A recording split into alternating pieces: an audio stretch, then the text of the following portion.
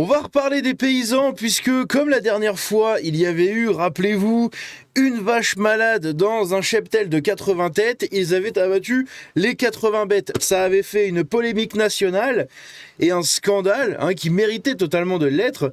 Et bien maintenant, il y a 208 vaches qui sont menacées pour une malade dans l'Ariège. Suite à ça, ça a déclenché la mobilisation de plus de 300 agriculteurs pour faire des barrages sur tous les chemins et toutes les routes menant à la ferme, pour empêcher les autorités justement de venir abattre les bêtes.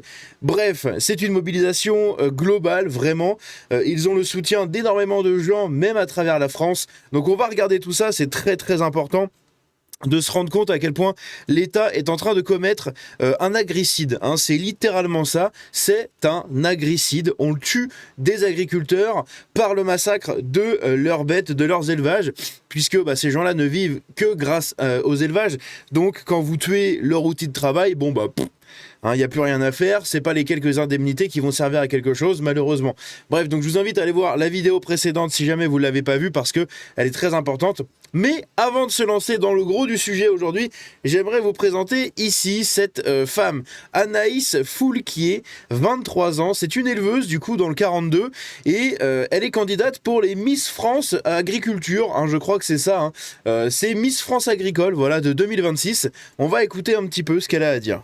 Salut, moi c'est Anaïs, du coup j'ai 26 ans, je suis montpelliéraine de cœur et aujourd'hui je suis installée avec mon compagnon dans la Loire. On a une exploitation de 250 poules pondeuses, 80 chèvres et une centaine de bovins. On transforme la totalité de notre production sur la ferme. On a repris la ferme des parents de mon compagnon, une installation progressive qui est en train de se faire. Lancée en 2014, l'élection de Miss et Mister France Agricole vise à mettre en lumière celles et ceux qui font vivre l'agriculture française. Aujourd'hui moi je ressens ce besoin de parler de mon métier et d'expliquer aux gens ce qu'on est en train de faire. Nos produits, ce qu'on fait, comment on les produit. On est une agriculture biologique, une agriculture raisonnée. On ne fait pas n'importe quoi, on a des contrôles. On essaye de montrer aux gens qu'il faut consommer local, français. Alors je ne prétends pas révolutionner le monde, pas du tout, mais j'apporte ma pierre à l'édifice. Un concours qui permet également de lutter contre les idées reçues sur la place des femmes dans le monde agricole. Il faut savoir que ce concours, c'est bien au-delà de la beauté. On met vraiment en avant le monde agricole, la femme dans le monde agricole. Moi, je conduis aussi bien le tracteur que je vais faire du fromage. Je fais des clôtures. On est partout. Je traite et je nourris et puis et je transforme et j'affine mes fromages et je les vends. Le métier d'agriculteur, on a plusieurs casquettes, ça c'est sûr. Et nous, la force de notre ferme, je pense que c'est la polyvalence. Et on est 2 filles et 2 garçons et on fait les mêmes choses. C'est viscéral, quoi. J'ai besoin de ça. J'ai grandi avec les animaux. C'est quelque chose qui est pour moi indispensable. Grâce à Anaïs, la Loire pourrait ainsi compter une nouvelle ambassadrice agricole. Si ce n'est pas la première fois qu'une Ligérienne postule dans ce concours, cela pourrait être en revanche la première fois qu'elle en soit la lauréate. Bref, donc voilà, les Miss Agricole, Miss France Agricole. Je connaissais pas du tout l'existence de ce concours. Bon, nul doute que cette femme-là pourrait totalement gagner. Je ne sais pas qui sont les concurrentes. Ici également, du coup, on va commencer à arriver dans le vrai sujet d'aujourd'hui, puisqu'on va parler des agriculteurs qui sont en rassemblement autour d'une ferme dans l'Ariège. Tout a commencé d'un appel à l'aide, entre guillemets, émis par Pierre-Guillaume Mercadal. On en avait parlé, du coup, c'est le mec de la ferme des cochons laineux, vous savez. Et d'autres personnes, du coup, qui sont allées en Ariège pour empêcher un abattage de troupeaux. Troupeau qui, je le rappelle, est composé de 200 têtes, de 208 de mémoire, 208 bêtes qui vont être abattues sans sommation, sans rien, comme ça, abattues directement, parce que dans l'eau, il y en a une qui est malade. La ministre viendrait même sur place pour constater et il y a une chance que le troupeau soit épargné suite à la mobilisation. Ça, c'est ce qui était peut-être dit du coup hier, donc on va écouter ce qu'ils avaient à dire là-dessus. Donc les amis, on est ensemble pour protéger nos élevages. Donc on a un petit espoir, je dis bien un petit espoir, rien n'est fait, mais la ministre descend en Ariège et on va peut-être obtenir que cette ferme devienne une ferme test et de mettre un terme à toutes ces conneries. On a besoin d'être le plus nombreux possible pour qu'il y ait le plus de pression possible sur le gouvernement. Donc si vous le pouvez, venez nous rejoindre au GAEC de Mouriscou, en Ariège. Mouriscou. Voilà, rejoignez-nous les amis, on a besoin d'être le plus nombreux possible pour sauver l'agriculture de ce pays. À bientôt et Allez, venez. chat. Donc, suite à ça, comme je l'ai dit, il y a eu une grosse mobilisation d'à peu près 300 personnes, 300 agriculteurs et paysans qui sont venus, du coup, pour apporter leur soutien et manifester, et également effectuer des blocages et des barrages sur les routes pour empêcher les flics et les autorités sanitaires, les vétérinaires, etc., de venir sur place. Donc, comme vous le voyez, ici, il y a beaucoup de monde. Et ça, je précise, c'était hier.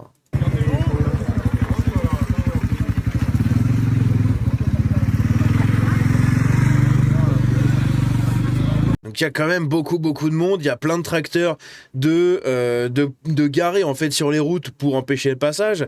Derrière, ils ont aussi pété des arbres pour les foutre en travers des routes pour empêcher le passage. Il y a eu également des travaux qui ont été faits de nuit, je vais vous montrer ça après, des travaux qui ont été faits de nuit, je crois que c'est un petit peu plus haut, voilà, juste ici où en fait ils ont déraciné des buissons et ils les ont foutus du coup sur la route, voilà, en travers pour bloquer le passage. Donc les mecs sont venus avec des pelles carrément pour tout déglinguer comme ça. Donc c'est triste pour les arbres et tous les petits animaux et les petits insectes qui vivent dans ces buissons, mais enfin bon, il en va quand même de la vie de 200 vaches et surtout de la vie d'un éleveur.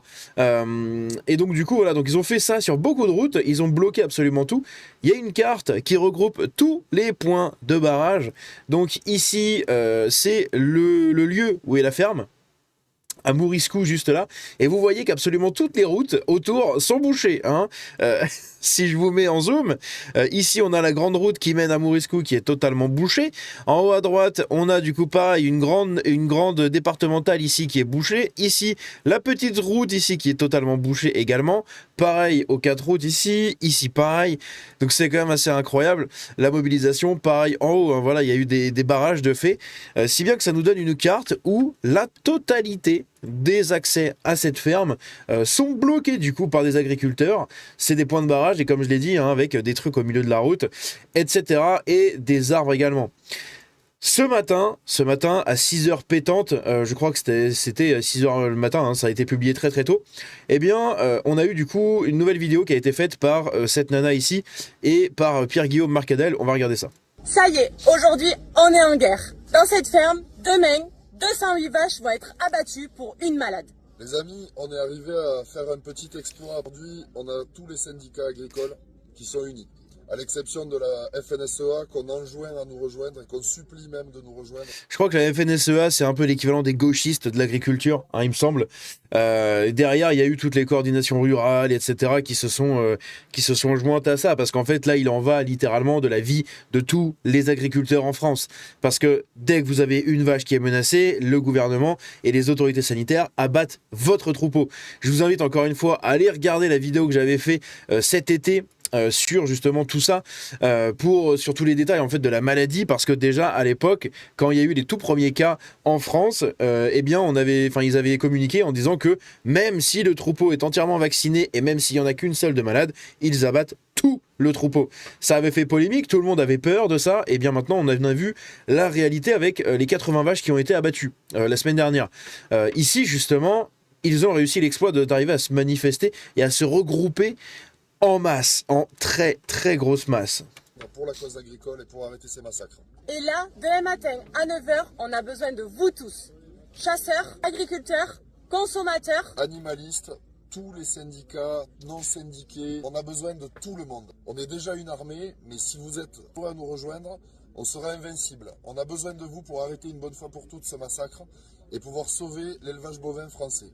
Sans vous, la paysannerie va se mourir et vous avec, parce qu'on est le seul métier où on a besoin de nous 3 fois par jour.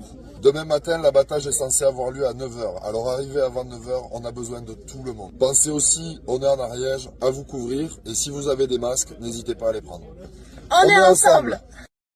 Donc, suite à ça, on a Frontière également qui a fait le déplacement avec Baudouin Wisselman juste ici, qui est donc un journaliste pour Frontière. Il va nous dire des trucs assez intéressants.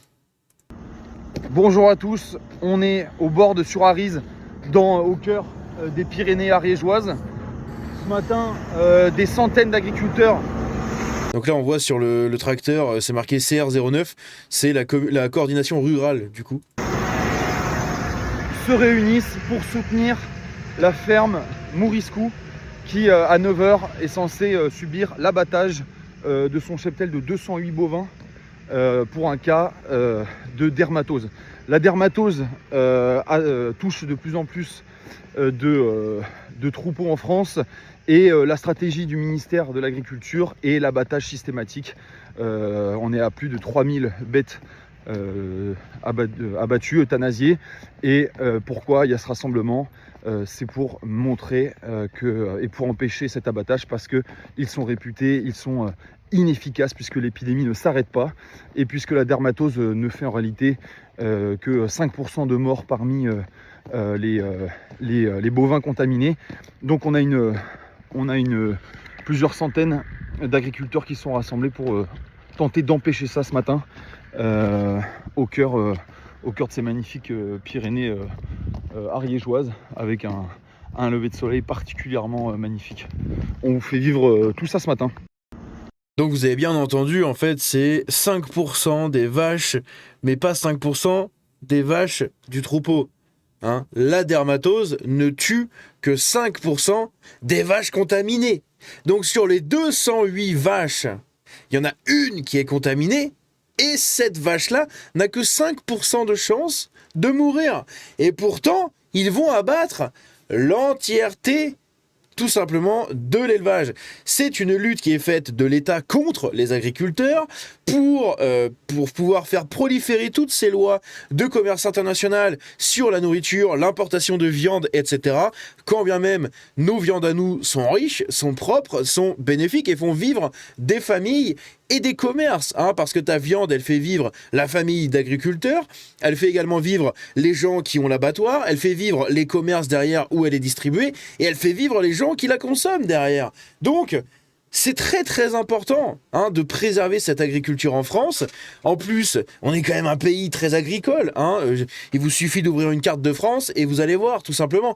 Donc, c'est une lutte qui est faite et des actions qui sont entreprises de la France, hein, de l'État directement, et de l'Europe, pour faire un agricide, c'est-à-dire tuer tous les agriculteurs par procuration. On tue leurs élevages en se servant d'excuses comme la dermatose, hein, la dermatose qui au final n'est pas du tout nocive, puisqu'elle ne tue que 5% des bêtes contaminées. Pourquoi on a besoin de tuer les 208 bêtes ?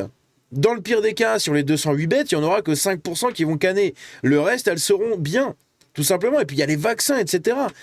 Bref, c'est un agricide et c'est totalement catastrophique. Donc ici, on voit les pauvres petites bêtes, hein, qui sont concernées du coup par tout ça. Donc les 208 vaches et qui resteront en vie tant que les gendarmes mobiles ne nous auront pas fait saigner. Donc ça, c'est la résistance paysanne qui parle. On résiste à Bordes-sur-Arize. Paysans et citoyens de tout le pays sont mobilisés ce matin. Rejoignez-nous. Également ici, alors que le préfet de l'Ariège vient de confirmer l'abattage des 208 vaches sur Bordes-sur-Arize, les agriculteurs patientent et attendent les forces de l'ordre. Frontière est sur place, donc là pareil, vous voyez des images, hein, avec tous les tracteurs et les agriculteurs qui sont mobilisés du coup sur la ferme et aux alentours, comme sur cette carte juste là, évidemment. Derrière, on a une déclaration ici intéressante de la coordination rurale, alors je crois que c'est eux. Pareil, donc près de 300 agriculteurs bloquent les routes et les chemins menant à l'exploitation du coup du Mouriscou pour empêcher les forces de l'ordre et les vétérinaires d'euthanasier un troupeau de 208 bêtes. Maintenant, il faut qu'on dure ici. Ça va être long, ça va être pénible. Et quand les boucliers vont arriver, parce qu'ils vont arriver, ils ont que ça comme réponse. Donc il y a une musique en fond, alors dans le doute, je vais pas vous mettre l'entièreté de la vidéo, c'est dommage. Je l'ai écoutée tout à l'heure, elle est hyper intéressante, mais voilà, comme d'hab, il y a toujours cette musique dans le fond qui me fait chier. C'est très très relou, mais bon bref, tant pis. Donc je vous invite à aller regarder un peu sur X, vous verrez cette vidéo. Ici pareil, on en a une autre aussi. En Ariège, des agriculteurs se mobilisent, donc pareil. Hein. Il faut sortir, il faut qu'on soit autour des tracteurs, allumer les batteries. J'en sais rien, on va faire des trous sur la route, il faut se répartir et il faut aller au contact. C'est pas eux qui vont venir, c'est nous qui allons aller vers eux. À un moment donné, ça suffit quoi. Et Madame Genevard, il va falloir se réveiller. Il va falloir que vous arrêtiez de crever l'agriculture française. Laissez vivre les paysans. Foutez-leur la paix, laissez-les travailler. Putain, arrêtez avec vos réglementations à la con, vos normes à la con et tout votre système politique à la con. À un moment donné, il faut qu'on avance dans ce pays quoi. On est en train de crever quoi. Il faut sortir. Franchement, ça fait 2, 3, 4, 5, 10 fois que je vois ce passage, que je l'écoute. Putain, j'ai toujours les frissons de ouf sur le bras, ça se voit pas là, mais j'ai toujours les frissons de ouf sur le bras. Son discours, il est vraiment poignant, c'est un truc de fou. Et ici, du coup, pareil, voilà, le rendez-vous est donné. Donc, j'essaierai de suivre ce qui va se passer aujourd'hui, etc. Et possiblement vous faire une vidéo sur ce qu'il en aura résulté. J'espère que les agriculteurs vont tenir bon. J'espère que la police ne va pas montrer encore une fois à quel point elle déteste les Français de la campagne en leur tapant sur la gueule, en les gazant, etc. Juste pour pouvoir aller jusqu'au bout d'une procédure totalement débile du gouvernement une fois de plus. J'espère que comme l'avait demandé tout à l'heure, enfin comme l'avait annoncé Pierre-Guillaume Mercadel juste en bas là, dans la précédente vidéo, que cette ferme-là pourrait faire l'objet d'être une ferme test. Voilà, une ferme quasi de laboratoire en fait, et d'études pour voir comment la dermatose se propage, combien réellement elle tue de vaches, etc. Ce qu'il fait, ce qu'il se passe du coup avec cette maladie, etc. Ça peut être très important et très intéressant. Donc on verra bien. En tout cas, soutien aux agriculteurs qui m'écoutent. Je sais qu'il y en a beaucoup. Gros soutien. On est ensemble. Et si jamais un jour ça devait arriver à côté de chez moi, nul doute que j'irai sur place parce que c'est quelque chose que je trouve vraiment de très très important.